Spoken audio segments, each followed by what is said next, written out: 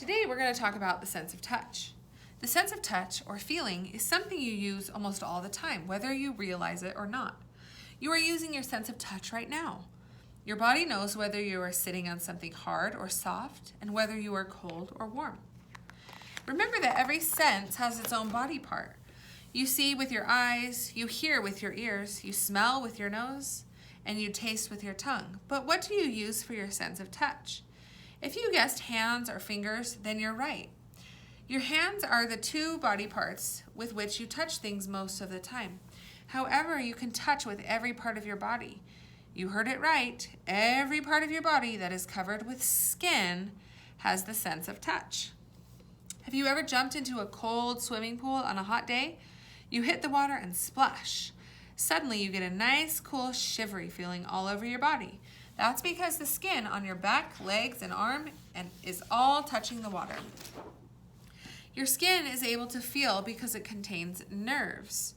Nerves are like little tiny wires running through your whole body that carries messages to your brain.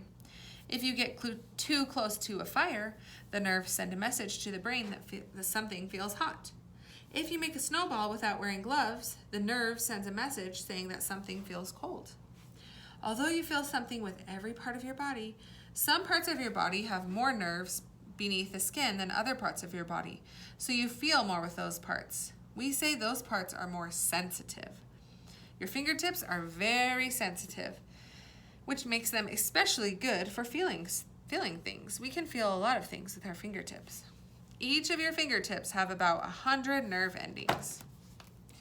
If you have any ticklish spots like the bottom of your feet, that is also a sensitive area. You can use your sense of touch to feel the texture of things. To describe texture, we use words like soft or hard, wet and dry, or smooth, bumpy, and rough. For example, a feather is soft, but a rock is hard. What about knives and needles and scissors? What word would we use to describe those? Same thing with porcupine quills. Sharp. And if something isn't sharp, we usually say dull or smooth. Look at these different things. You might describe a texture by saying what you think that it feels like. This, I can't actually feel it, but it looks bumpy. I think if we touched it, it would be bumpy. This glass bottle is probably smooth. Your sense of touch helps protect you and keep you safe and healthy. Thanks to your amazing brain and all those nerves in your body learns to react to certain types of feelings.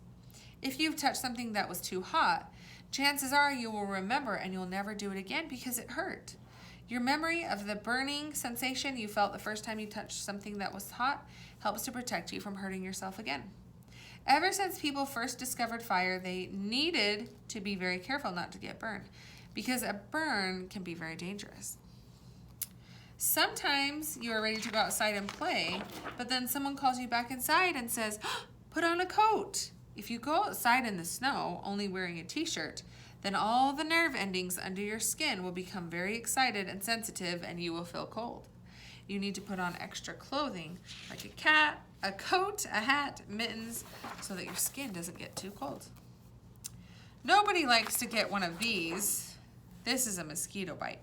When a mosquito bites you, you feel an itch. The nerves in your skin make you feel itchy. The pain you feel when you get a bee sting or other injury is your body's way of warning you to be more careful next time. How many things can you feel right now? How many things are you touching? As with your other senses, your sense of touch is always ready to work, and you probably don't even think about most of the things you touch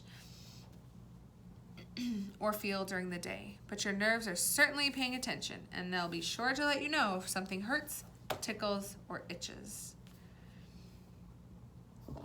So, what sense do we use to feel things? The sense of touch. What parts of your body can you use to use the sense of touch? Of course, your hands, your skin. You can feel things with your feet.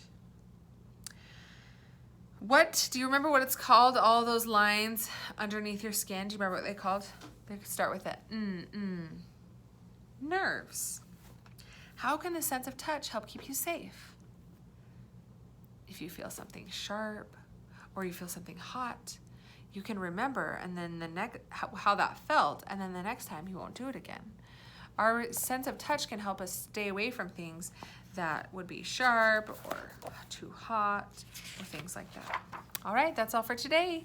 We've covered all 5 senses: sight, smell, hearing, taste, touch.